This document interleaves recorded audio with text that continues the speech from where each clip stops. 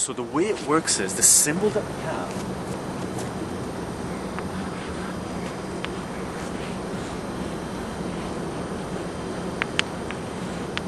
this radical symbol that we have, the number here determines what the toll is when you go past this boundary, either from this side to this side or this side to this side. For example, when there is no number here, it's basically the square root. So what it means, if I was standing over here, we would need two of me to move over here to become one, so they merge. Okay. If this was a 3, then 3 things from here, when they cross this boundary to go this way, they become 1. It also works the other way around. If you have a 3 up here, if you have one thing here, when you're moving this way, it has to clone itself 3 times. So let's do an example. Let's take the cube root of 32 a to the power of 5. Okay. So we want to take the cube root of 32a to the power of 5. Let's break this down into its core values. I guess that's what we're going to call it, right? If you remember, 32 is going to be, because it's even, you can divide it by 2.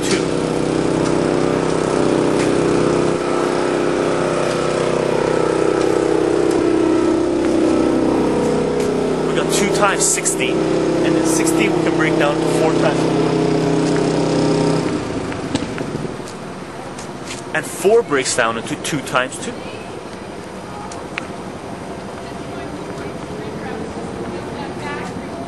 We're still on the board? We're still on the board.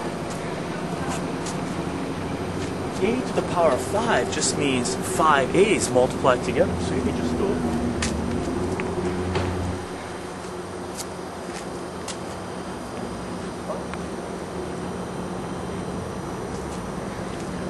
So what we're going to look for, we're going to look for triplets, because this is 3 here. So what we're going to do is combine 3 things.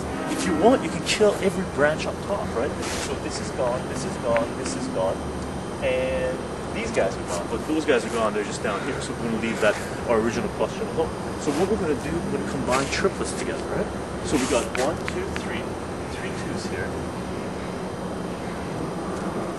We don't have another 2 to go with those, the 2 2's down there, so we're going to leave those alone because we can't combine them into triplets. Over here, we got 3 a's here, right? And we've got 2 a's left over. So these 2 2's come out of the symbol as a single 2. And those 3 a's come out of that symbol as a single a. Now, if there was anything up here in the front, whatever comes out of the symbol multiplies them here. So let's just add something to the front. Let's say this is 5a squared b. Let's say that's in the front. Let's make that a little thicker so it'll appear.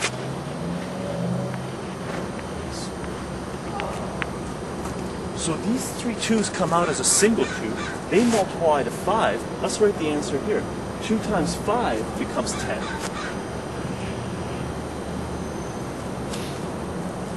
The 3 a's come out as a single a. They come out and they multiply this a. So a squared times a is going to be a cubed, because you h is just basically a to the power of 1. So you're adding the exponents, right? So this becomes a squared times a, which is a cubed. The b, no b's came out of the symbol, came out of the radical, so the b is just straight up b. And what you got left over is whatever is inside the radical. You got 2 a's multiplied together, which is 4, and 2 2's multiplied together, which is 4, and you got 2 a's multiplied together, which is a squared, and you still have the radical symbol because you still have things left inside the radical. So this will be cube root of 4a squared. Okay, I hope that makes sense. We're a little off the board, so what I'm going to do, I'm going to... Sorry, I had to move the camera. So what we're going to do is just write the answer right after the question, right? So the way it works is it becomes 2 times 5 was 10. A cubed, because we had an a squared and a came out. And you still had your b, and what you got left over is whatever is left inside the radical, right? So that's going to be the cube root of 2 times 2 is 4, a times a is a squared.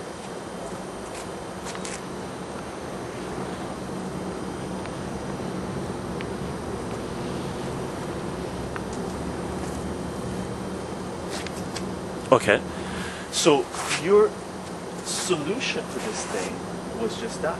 It just simplifies to that.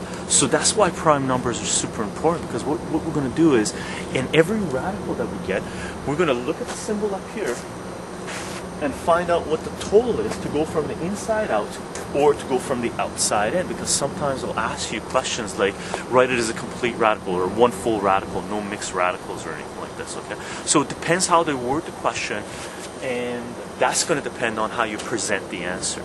So this is the simplest way we can go about this, and this is exactly what we're going to go about doing all the problems. Now I think the best way we can do this is, I'm just going to do one large problem, because when you solve one large problem, you solve multiple small problems at the same time. So if you have one big example, there's going to be all the little intricate details in there. Most of them will be in there anyway. It works generally in math or anything else you want. If you solve one big thing, then you've taken care of a whole bunch of little things, right? Life becomes easier. So what we're going to do is, we're going to lay out a radicals problem and go through it and break it down. And most likely the way I'm going to do it, because I have to make the problem, I'm going to start off showing you guys of how I went about making the problem, and hopefully that'll clear things up for you, and then we'll go ahead and break it down again. Okay? So I guess we'll do a loop. Figure out the question, solve the question. Okay?